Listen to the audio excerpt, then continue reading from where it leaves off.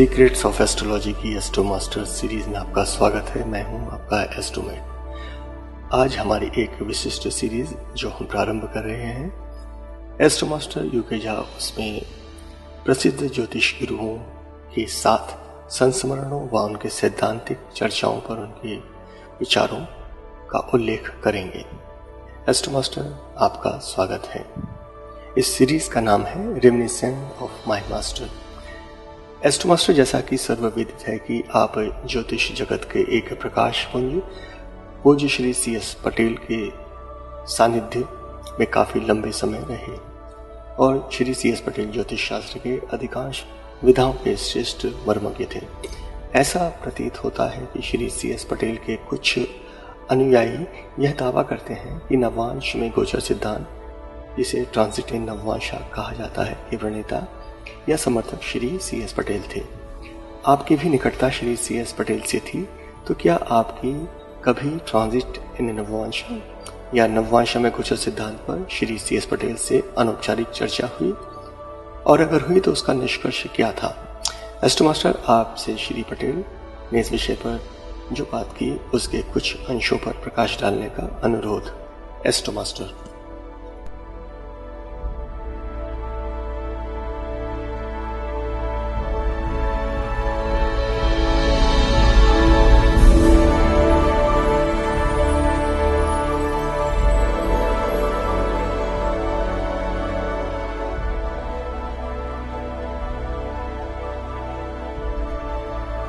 आपने बिल्कुल दुरुस्त फरमाया है कि मैं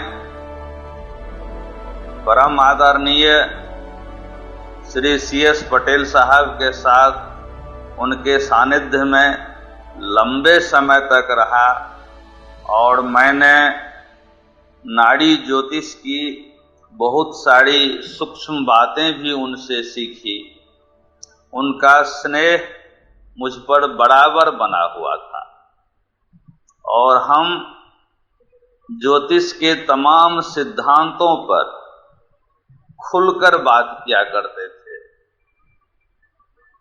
मित्रवत बात किया करते थे। इन सब बातों की एक झलक मैंने जो उनके लिए ट्रिब्यूट या श्रद्धांजलि लिखी है उसमें देख सकते हैं।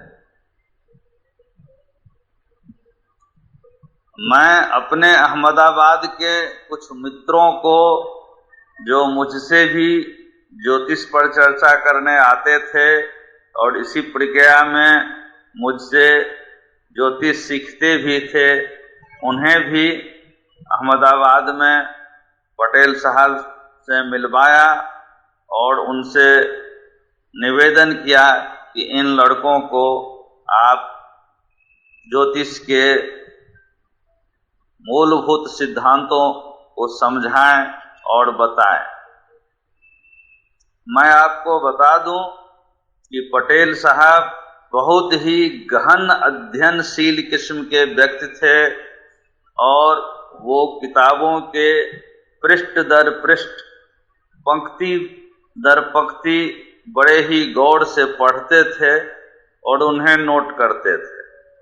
मैंने उनके साथ कई नाड़ी, जैसे कि देव केरलम, चंद्रकला नाड़ी, अंश नाड़ी, भृगु नाड़ी, ध्रुव नाड़ी, शनि नाड़ी, भृगुनंदी नाड़ी आदि कई ग्रंथों पर काफी गंभीरता से उनसे चर्चा की है और कई बातें उनसे सीखी भी है।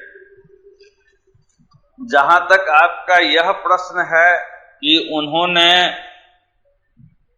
वर्ग कुंडली में, खासकर नवमांश में गोचर के सिद्धांत को लगाने का समर्थन किया है, तो मैं सिर्फ इतना ही कहूँगा कि अपने जीवन के अंतिम दिनों में उन्होंने अपने विचार बदल लिए थे और इसीलिए मैं अपने उन तमाम गुरु भाइयों से निवेदन करूँगा कि जिन्होंने उनसे प्रारंभिक दिनों में यह सीखी हो, वह भी इस गलत परिपाटी का त्याग कर दें, इसे तिलांजलि दे दें।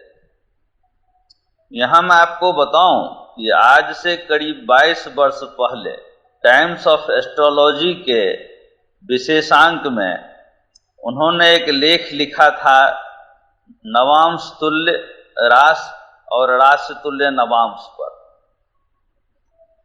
इस लेख के अंत में उन्होंने यह सुझाव दिया था कि जो गोचर की बात यहाँ की गई है उसे नवमांश में देखें, राशि चक्र में 9 देखें। चूंकि उस विशेषांक में मेरा भी यह एक लेख छपा था, इसीलिए मेरी नज़र में वह बात जल्दी आ गई और मैंने उन्हें लिखा कि गुरुदेव, आपका यह सुझाव तर्क संगत नहीं है। जैसा कि उम्मीद था वो मेरी बात से सहमत नहीं हुए। काफी दिनों के बाद जब मैं ऑफिशियल दौरे पर मैं बॉम्बे में था तो मैं उनके निवास स्थान में उनसे मिला। वो गोखले नगर में घाटकोपर ईस्ट में रहते थे, पहले मंजिल पर में। जैसे ही मैंने उनसे मिला, उन्होंने तुरंत ही यह चर्चा शुरू कर दी। ऐसा लगा जैसे वो मेरा इंतजार ही कर रहे थे इस पर चर्चा करने के लिए। उस समय मैं 3 दिन के दौरे पे था और हर दिन शाम में लगभग 2-2.5 घंटा उनके पास बैठ करके इन बातों पे चर्चा किया करता था। आज मैं आप लोगों से उन बातों की जो मेरी उनसे चर्चा हुई उसको साझा करना चाहूँगा। लेकिन इससे पहले मैं बता दूं कि आज के ज्योतिष जगत के पटेल साहब एक महान ऋषि थे। यद्यपि वह हमारे गुरु थे, फिर भी उन्होंने मुझे बहस करने के लिए संपूर्ण स्वतंत्रता प्रदान कर रखी थी। यह उनकी उदारता भी थी और महानता भी। मैंने उनसे कहा कि गुरुदेव, जितने सारे हम योग देख रहे हैं इससे संबंधित गोचर के, उस सब में स्फुट योग शब्द का प्रयोग हुआ है और यह बताता है कि स्फुट योग चूंकि राशि चक्र में ही मिलेगा ग्रह का, इसीलिए राशि चक्र में ही गोचर को देखना पड़ेगा। सिद्धांत रूप में जो श्लोक है उस पर हमने चर्चा की। वह श्लोक कहता है, तत्तद भावेष्टमेशांशे त्रिकोणे वात्थवा भवेत् स्फुट योगं गते मंदे तत्तद भाव विनाशनम। जिस भाव को देखना हो उससे अष्टम भाव का स्वामी नवमांश में किस राशि में है उसे देखें। शनि जब उस राशि में या उसके त्रिकोण राशि में होगा तो उसके स्वामी का जो स्पष्ट अंश आदि होगा स्फुट, उसके ऊपर से जब सन गुजरेगा तो उस भाव के फल का नाश करेगा। चूंकि यहाँ पर ग्रह के स्पष्ट अंश की बात की गई है, साफ लिखा है स्फुट योगं गते मंदे, इसीलिए वह ग्रह स्पष्ट जो है वह राशि कुंडली में ही मिलती है। तो लेखक का साफ कहना है कि गोचर को राशि कुंडली में देखना है, नवमांश में नहीं। हमारे इस बात पर में वह पूरी तरह तो सहमत नहीं हुए, लेकिन उनका मन कुछ डोला। मैंने उन्हें बताया कि गोचर तो हमेशा राशि चक्र में ही देखा जाता है, क्योंकि वह राशि चाहे नवमांश में हो या जन्म चक्र में क्या फर्क पड़ता है, और यह उसका त्रिकोण राशि। लेकिन स्फुट योग की जो बात की गई है, जो स्वामी के स्पष्ट ग्रहादि की बात की गई है, स्पष्ट अंशादि की बात की गई है, वह तो जन्म चक्र में ही मिलेगा। इसीलिए गोचर जो है शनि का वह जन्म चक्र में देखा जाएगा, नवमांश में नहीं। गुरुदेव कुछ देर मौन रहे, लेकिन फिर भी वह पूर्ण रूप से सहमत नहीं हुए। यद्यपि वह, मैं कह सकता हूं कि आंशिक रूप से मेरी बात को मानने को तैयार हो चुके थे। तब मैंने कहा कि गुरुदेव, इस सिद्धांत पर जितने योगों के फल कहे गए हैं वह सारे फल जन्म कुंडली के आधार पर कहे गए हैं, नवमांस कुंडली के आधार पर नहीं। इसलिए भी यह स्पष्ट है कि गोचर जो शनि का होगा उसे हम नवमांस में नहीं, राशि चक्र में ही देखेंगे। नवमांस में देखना गलत होगा। इसके लिए एक योग आपके सामने रख रहा हूं, जिसका उनके साथ चर्चा हुआ था। यहाँ जितने भी मैं योग में बोलूंगा वह सब उनके साथ चर्चा हुआ था, क्योंकि हम लोगों ने कुछ 100 ऐसे श्लोकों पर में 3 दिन में चर्चा की थी। यह श्लोक कहता है कि लग्ने सांसे तत्त्रिकोणे स्फुट योगं गतेशनो मातुलारिष्टमाप्नोति मातुर्मातांग मनोव्यथाम। यह कहता है कि लग्नेश नवमांस में जिस राशि में हो या उसके त्रिकोण राशि में हो से जब शनि गुजरेगा तो मातुल अर्थात मामा वर्ग का अनिष्ट होगा और इससे माता के माता अर्थात नानी को मनोव्यथा होगी, मन में तकलीफ होगी। अब यहाँ पर मैं देखें पहले सिद्धांत को मान करके कि मातुल छठे घर से देखा जाता है और छठे घर से 8वां घर लग्न होता है। इसीलिए लग्नेश की जो नवमांस में स्थित है उस राशि को या उसके त्रिकोण राशि को लिया गया है और उस राशि के स्वामी के स्पष्ट अंशादि पर जब सन पहुंचेगा गोचर में तो यह घटना घटेगी, मातुल का अरिष्ट होगा। अब यहाँ पर नवमांस केवल इसलिए लिया गया है कि हम उस राशि को तलाश सकें, बाकी गोचर और उसका फल तो जन्म चक्र से ही कहा गया है। इसीलिए मैंने निवेदन किया गुरुदेव से कि गुरुदेव शास्त्र सम्मत या तर्क संगत यही होगा, गोचर जो है शनि का वह राशि चक्र में ही देखें।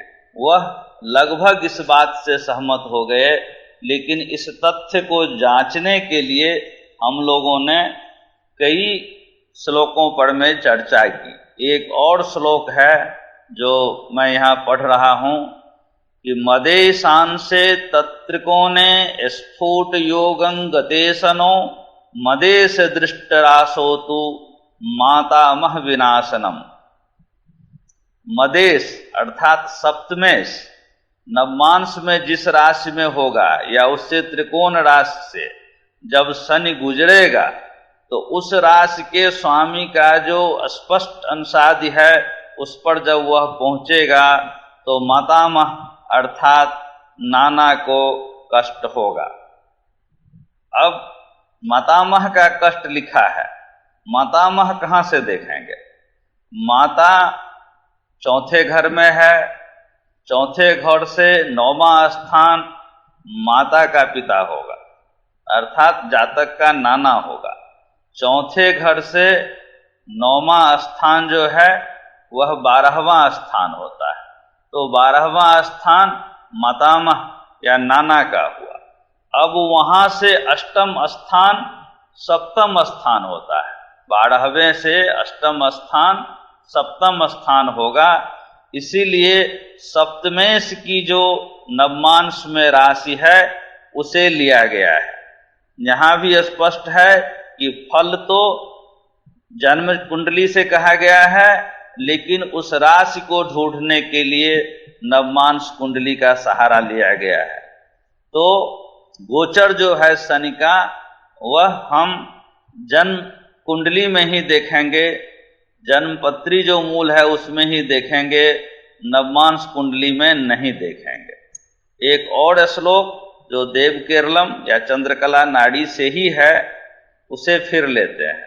यह श्लोक कहता है कि धने सांसे तत्त्रिकोणे स्फुट योगं गतेशनो धने से दृष्टरासो तु दारहानिं विनिर्दिशे।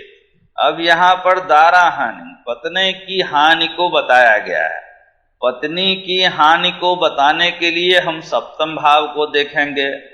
सप्तम भाव से अष्टम स्थान जो है वह द्वितीय स्थान है।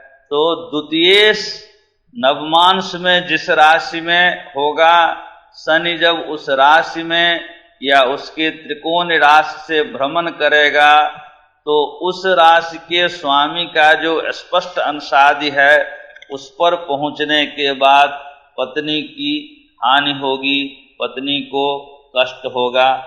यही इस श्लोक में कहा गया है कि धने सांसे तत्त्रिकोणे स्फुट योगं गते सनो। यहाँ भी स्फुट योग की ही बात की गई है।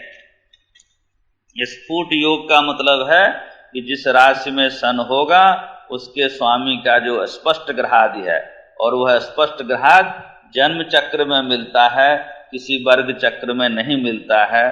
तो किसी भी वर्ग चक्र में हम गोचर का सिद्धांत नहीं लगा सकते हैं। एक और श्लोक देखिए, यह कहता है व्यये सांसे तत्त्रिकोणे स्फुट योगं गते सनो व्यये से दृष्टरासो तु संतानारिष्टमादिशे। अब यह कह रहा है कि यहाँ पर संतान की अरिष्ट कह रहा है। संतान को हम पंचम भाव से देखते हैं। पंचम भाव से अष्टम स्थान 12वां स्थान होता है, इसीलिए 12वें स्थान के स्वामी को नवमांश में किस राशि में है वहां से देखेंगे, और शनि जब उससे या उसके त्रिकोण राशि से गुजरेगा और जब उस स्वामी के स्फुट योग अर्थात स्पष्ट अंशाद जो ग्रह स्पष्ट से मिलता है जन्मपत्री में, उस पर से गुजरेगा तो संतान का अरिष्ट होगा। तो यहाँ भी स्पष्ट है कि गोचर को हम जन्म कुंडली में ही लेंगे, और इसीलिए संतान के अरिष्ट के लिए लिखा है बेसान से तत्त्रिकोणे स्फुट योगं गतो सने।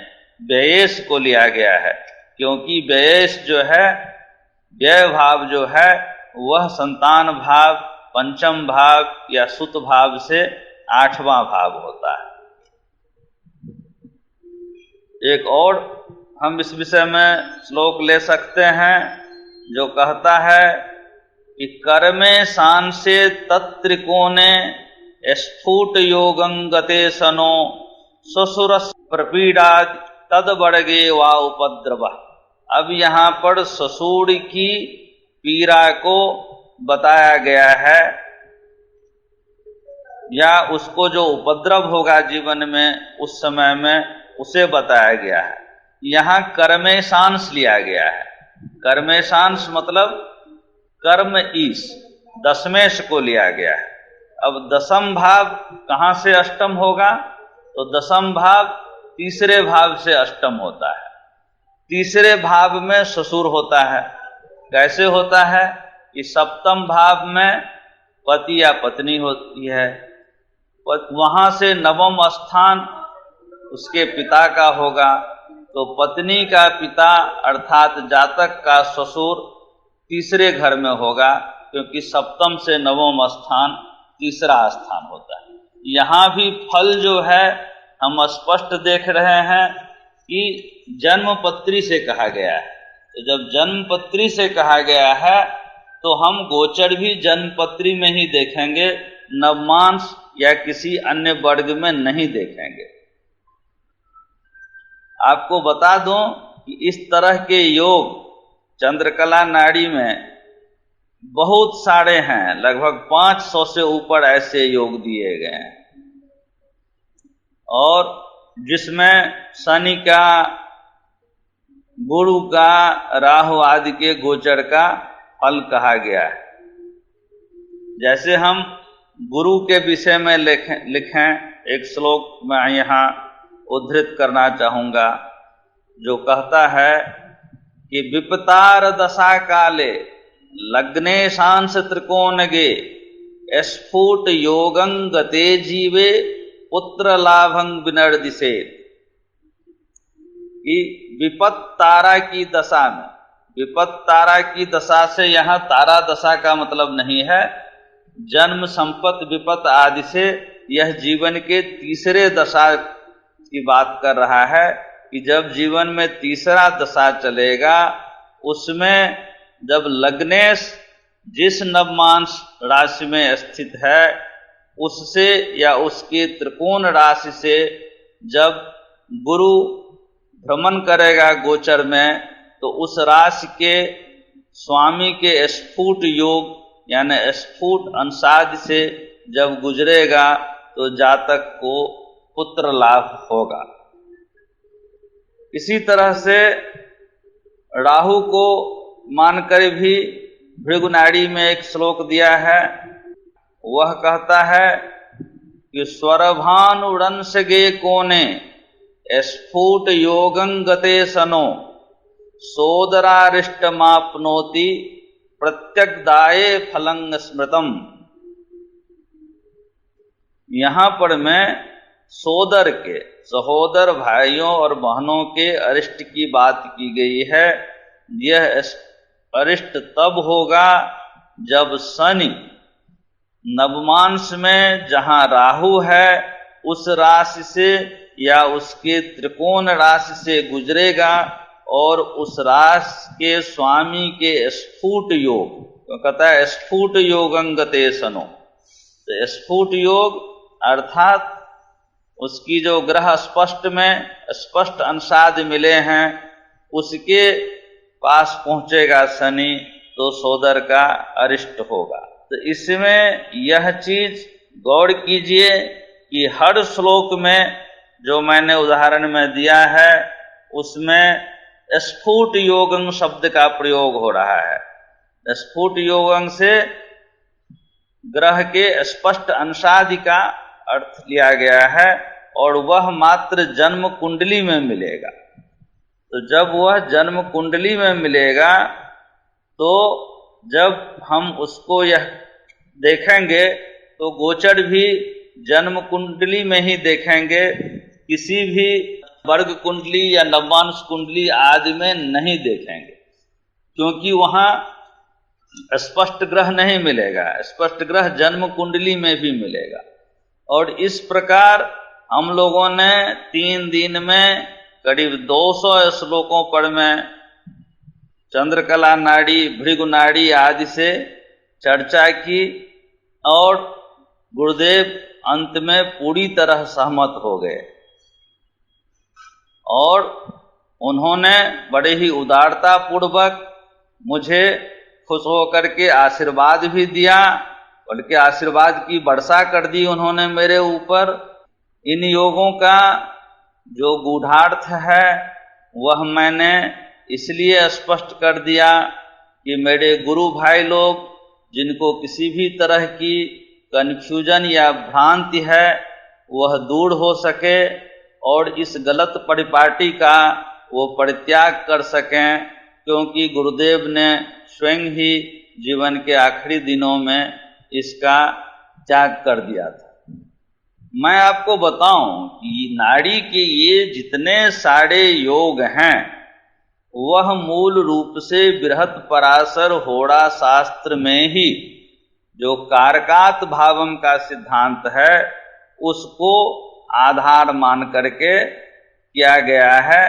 कारक को भी कई बार ध्यान में रखा गया है और यह कैसे है, किस प्रकार से बहुत ही बुद्धिमता पूर्वक इंटेलिजेंटली उस सिद्धांत को नाड़ी ग्रंथों में लगाया गया है, इस पर मैं फिर कभी चर्चा करूंगा। यहाँ मैं यह कह दूं और बस इतना ही कहना चाहूंगा जोर दे करके कि गोचर का प्रयोग किसी भी वर्ग कुंडली में शास्त्र सम्मत नहीं है, तर्क संगत नहीं है और वह नहीं होना चाहिए। गोचर मात्र जन्म कुंडली में ही जो मूल राशि कुंडली में है उसी में देखा जाना चाहिए।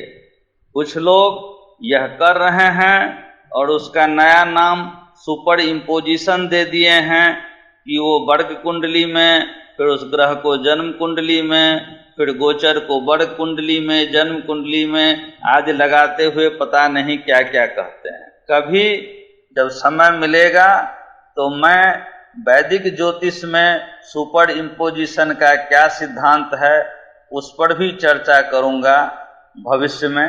अभी हम यह कहना चाहते हैं कि जो सुपर इम्पोजिशन की बात हम कहते हैं वह वैदिक ज्योतिष का जो 5 मूल सिद्धांतों में से एक मूल सिद्धांत चक्रात चक्रम है उस पर में आधारित है, और वह बिल्कुल ही अलग चीज है।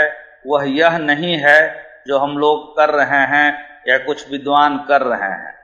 यह अनर्गल है, अतार्किक है। इस समय मैं सिर्फ इतना ही कहूँगा कि गोचर का सिद्धांत जो है, ग्रह को गोचर में राशि कुंडली में ही देखना चाहिए, जन्म पत्री में ही देखना चाहिए, नवमांश या किसी अन्य वर्ग में नहीं देखना चाहिए। मेरा मात्र निवेदन है कि तर्क पूर्ण होकर के सोचें तो उन्हें लगेगा कि जो मैं कह रहा हूँ वह सही है।